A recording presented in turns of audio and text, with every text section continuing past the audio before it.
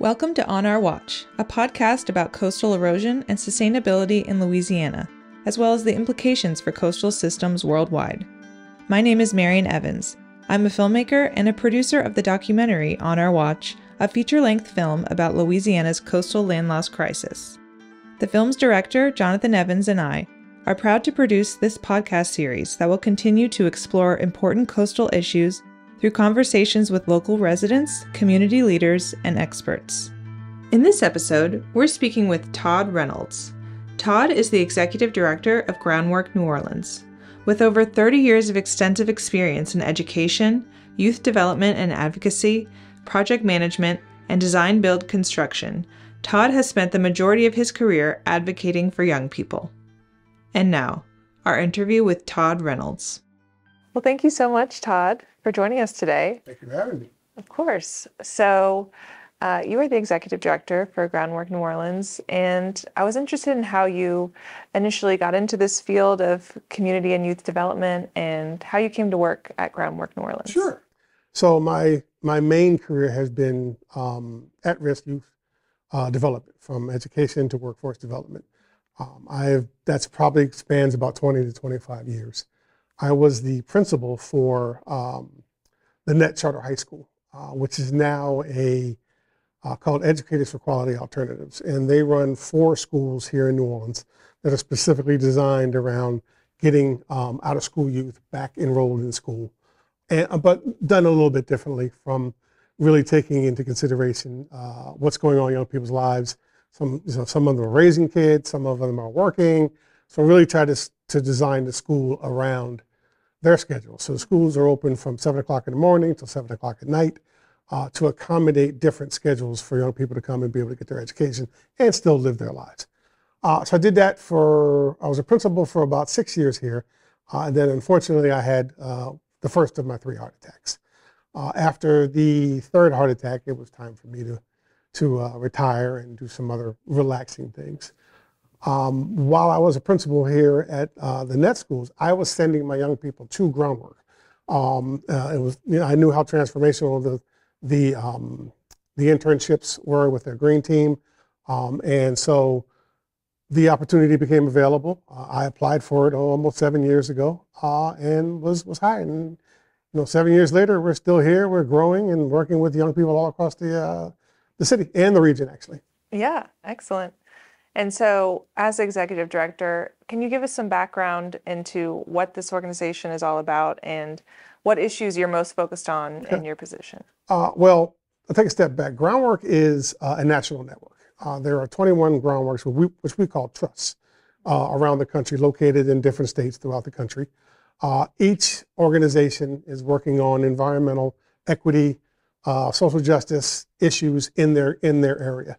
Where here in New Orleans, we focus on youth development, green infrastructure, stormwater management, and solar resilience. So each groundwork is slightly different. We're all our own individual 501c3s. There is a national organization called Groundwork USA, which provides guidance and resources to the different trusts around the country, but mainly centered in youth development and whatever environmental, social issues that are going on in their cities and in their regions. Mm-hmm. Great. And so what are some examples of the types of community projects that you all offer for residents to help improve their environment and their communities? Well, we have multiple ways to do that. I've employed what I like to call the partnership model, where we partner with grassroots community organizations around different neighborhoods in the city, because they've got their pulse on what's going on in the neighborhoods. We're not coming into a neighborhood and saying, hey, let us fix you. Mm-hmm. Where it's more of a collaboration with the community. What are your needs? What are you looking to do? And sometimes they're very specific. Our block floods every time it rains, or our block doesn't have any trees, so we need to help combat the heat island effect. So whatever those communities need, we design programs. Sometimes the organizations will have their own funding, and they'll say, hey, we want you guys to come in through your workforce development and build this for us. Usually a green infrastructure facility like a rain garden, French drain, rain barrels, some of those residential things. And then there's other groups that we work with that we do actual municipal size green infrastructure installations.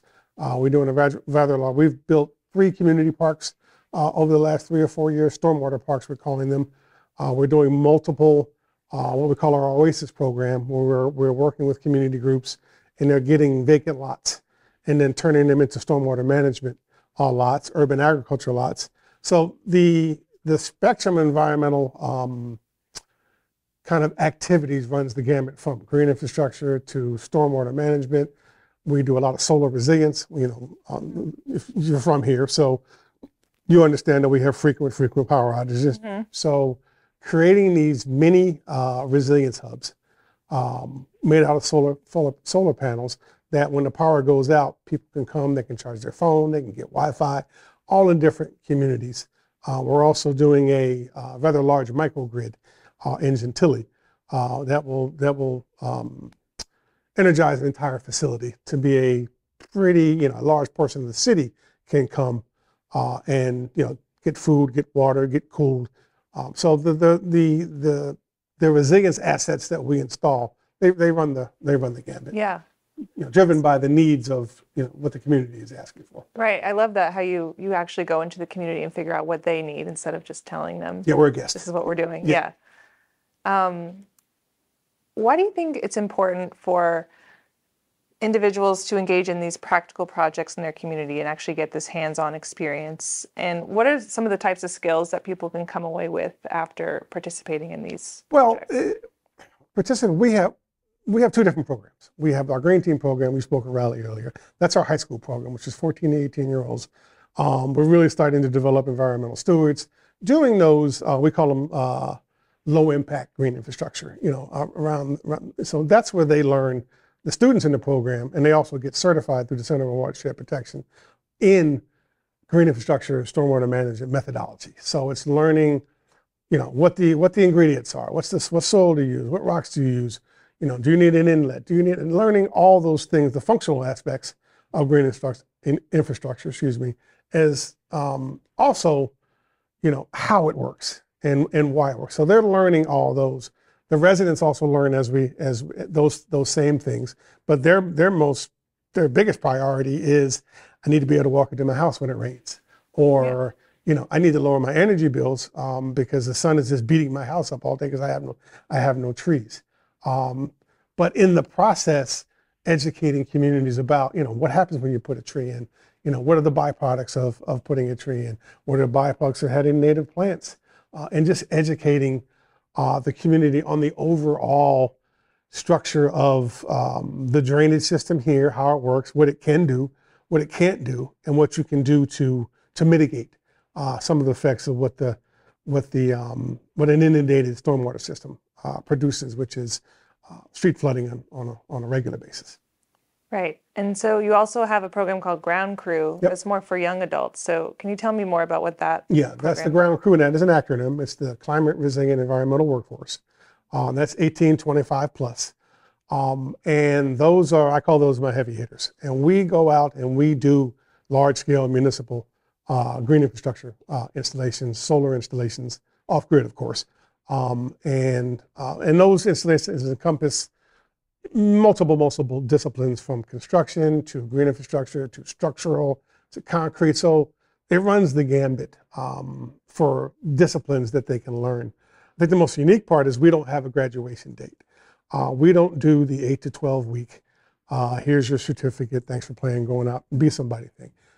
You can stay with us as long as you want. The average stay of my Ground Crew now is about 3 years.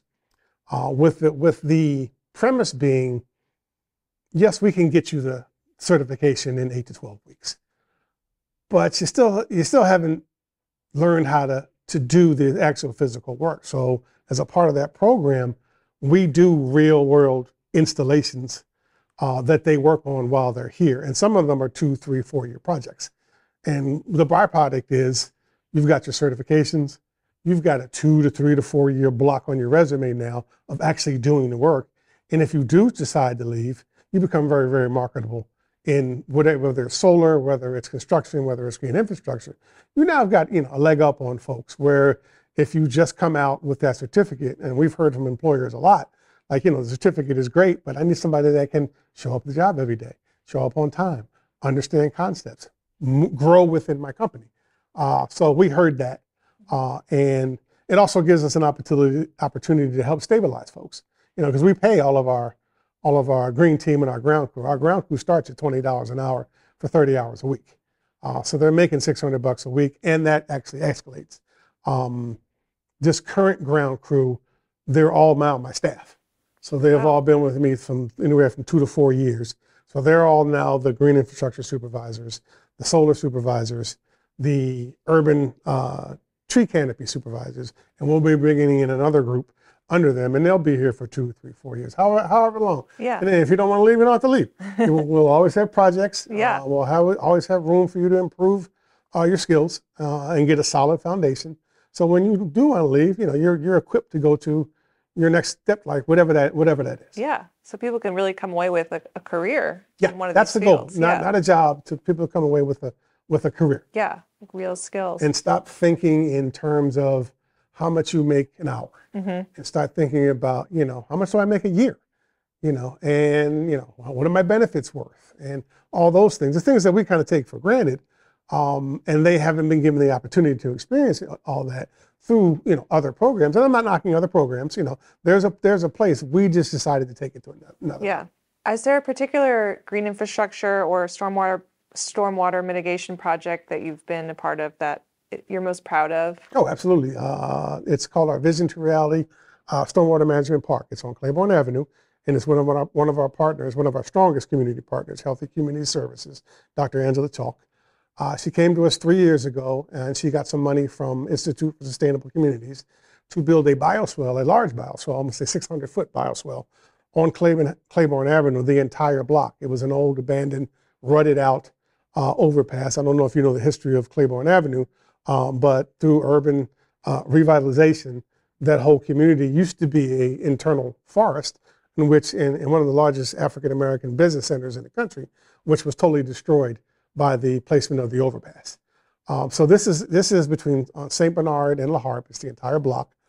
And 2.5 years ago, we built the bioswale, which takes water off of Claiborne Avenue, which is an evacuation route. So it didn't do anybody good to have a flooded hurricane evacuation route. And we built that bioswale, which holds 35,000 gallons per inch. And once again, it was put to the test about 3 weeks ago when we had that 7-inch rain bomb, where the entire neighborhood flooded. Guess what didn't flood? Claiborne Avenue in that area did not flood. All the water went into the bioswale. It was absorbed, and it dissipated the next day, so it was totally gone. So that bioswale, while we were constructing it, I remembered we did a smaller project called Legacy Park. I don't know if you've ever been there. It's where Rouse's is downtown. Okay, yeah. The parking lot across the street at International High School, that little pocket park, we did that. Okay. So we did that. So that just got me thinking, we put this bioswale in here, but we got all this extra land. So I wrote a grant, and the Bezos Earth Fund gave us $500,000 to create an actual park with walkways, more trees. We brought in 13 full-grown trees. We didn't bring in saplings. We brought in actual, basically 80 to 85% mature trees on there to create instant shade, instant tree canopy. There's 2 shade structures under construction now. If you get a chance, pass by it. It's the entire block. We'll probably open it up in September. We're getting close completion. But really great project that shows when you can get community folks together, you can get nonprofits together, you can get foundations together to really put together a model for how to do community development in urban settings. That must be rewarding for you and the people in your program that they get to have these lasting structures. That's one of the pluses of our program. Is also a part of, you're getting that experience, you're getting that resume, but you get to drive by and say, I did that. Yeah. You can tell your family, I did that. And you get to tell your prospective employer, I built that, and this is how I built it. So it's very rewarding in the end to see all these projects. And you're leaving a resilience asset. It's not just sitting there. It's doing something. It's providing mitigation on multiple levels. Yeah. Across all of our installations. Very cool. What would you say are some of the biggest lessons you've learned over the course of your career? Do and apologize later. Like It's there is we deal with bureaucracy all the time, and that's a fact of life. And the city has its procedures, and the city does some things very well, and some things we need to improve on. But residents can't wait for that. So at a certain point, it's we go. And the residents need to be able to address their issue. You can holler at me later. But we've got to, and to the city's credit, we are working together. We're trying to streamline some processes.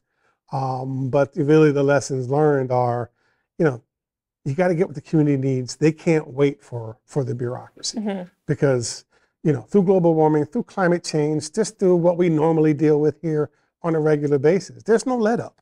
There's no, I'm not going to flood your house because you don't have a permit yet. No, I'm going to flood your house.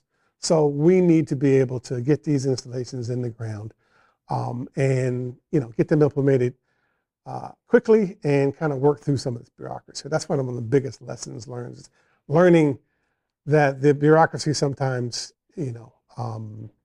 inhibits progress.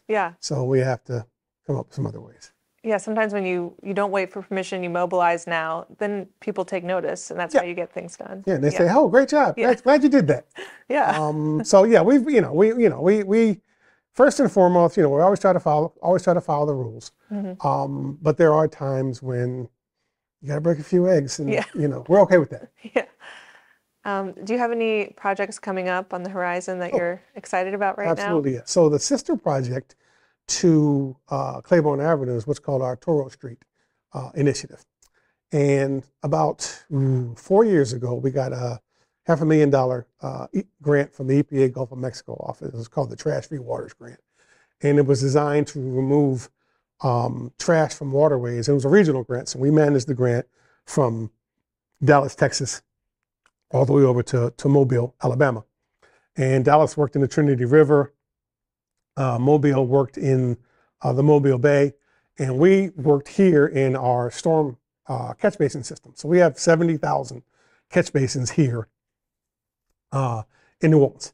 And the city has a catch basin map that has everyone documented, and it's color coded. So blue is maintained, black is not maintained. So the ones that aren't maintained are usually in the least in the underserved communities. Through that process, we were actually identifying several blocks that didn't have any drainage infrastructure at all. And there's a 4-block stretch on Toro Street from Claiborne down to North Roberts that had the old drainage ditches on the side. Well, over time, they all filled up. So now you've got a four-block stretch that when it rains, it takes 2 weeks, 2.5 weeks for any water to dissipate. So then it becomes an environmental justice issue because you've got water standing there, you've got water stagnating, you've got mosquito proliferation. It's just nasty. So through another one of our community groups reached out to us, and while we were doing our grant, we were like, oh, wow, this isn't right. So we made the connections with the community groups, to the Base Oil Trust Fund through Groundwork USA again. So what we're doing is we're going to redo those 4 blocks. So we're going to reclaim the right-of-way. We're going to totally gut out the entire right-of-ways and create water storage in those right-of-ways. But we're also going to bring in 36 of the full-grown trees. We're going to create permeable parking spaces for people. Because there's nowhere you can't park on the street. They're parking in that right-of-way now. So they're parking in the mud pit. So we're going to make permeable parking spaces and rain gardens where we can. So all in the effect of absorbing that water and then letting it infiltrate down into the ground. So but one of the biggest things there is one tree. There is no catch basins, and there is one tree on the entire 4-block stretch. So we're going to bring in full-grown trees. We're going to bring down the actual physical heat of that street through the plants and the trees, and we're going to provide stormwater mitigation. So when it rains, the water will get into the plants, into the trees, down into the underground storage, and it'll be dissipated. So it will mitigate mitigate those issues. So that's in that project. We just completed the survey. It is in the first round of landscape architect designs. Once that's done, we will have subsequent community meetings where we will meet with the community. This is the overall plan. Now let's get real specific. You want a tree in front of your house? Or do you want a parking pad in front of your house? So really getting into the personalizing, there's going to have to be some uniformity, of course, but there's also room for, what do you want in front of your house? Do you want the parking pad? Do you want the rain garden? Do you want the tree? Do you want one? Do you want them all? So it's really an opportunity to engage the community in the project and, for their input to be actually constructed. Yeah. Take it and then construct it into the entire process. Mm-hmm. That sounds so like really looking forward to. That's going to be about a 2-year project. Okay. And I'm always writing grants because it needs to be expanded, because there are other, in that probably 15, 20 block square, there are similar conditions in a 2-block stretch over here and a 1-block stretch over there. So continue to write grants so we can build on the success of this project, because we call them drainage deserts. And they're all around the city. We just happened to stumble onto this one. Yeah. And there's a need to do some work there. Yeah. That sounds like an amazing project. Yep. We do all of our work is 99% done by our participants. We don't sub out. I sub out the heavy, the excavation. I have a excavating contractor. I have a concrete contractor. I have a big trash contractor, but that's about it. Yeah. I'm not gonna add. Gone are the days of digging 30 yards of soil. Yeah. No, we bring in the heavy equipment and we get it done, and then it's really about building it, learning how to build it, learning what the components are, and then seeing it work. Yeah. And it takes us. I have a design, build, construction background also, and we don't work on what's called critical path. We get done when we get done. Because we're training as we go, and I expect mistakes to be made. That's I actually want mistakes to be made. That's how they learn. Mm-hmm. You cut a piece of wood wrong. Okay, well, you cut it wrong. Here's another piece of wood. This is not level. Okay, get it level. So it's learn by doing, and once again, in the end, getting trained, but leaving that valuable resilience asset in the communities. And I love how you make sure everyone is on board in the community. Yeah. It's key. Yeah. It's key. I mean, communities have been told what they need for years and years and years. And, but it's one of the guiding principles of Groundwork as a network, mm-hmm. is that it's community-based activism, is community input, community spectrum work. Mm-hmm. And we evolve. You can't be a Groundwork if you don't have that approach. Right. So that's just kind of one of the biggest tenets of all of our work across, is the real engagement of the community and the residents, because they live there. It's their community, and they have all the historical knowledge. So we just try to tap into that and become a resource for the communities that we work in. Yeah. Well, thank you so much for talking to me today, Todd. Thank you. I really appreciate it. I appreciate the time. Thank you for listening to On Our Watch. We hope you enjoyed our discussion with Todd Reynolds. Don't forget to subscribe to On Our Watch on your favorite podcast app to be notified about future episodes. You can find our feature-length documentary On Our Watch, as well as a video version of today's episode, in the links below. Thank you for tuning in, and we'll be back with another episode next week. This podcast is made possible through support from the Greater New Orleans Foundation and executive produced by Bruno UK Steiner.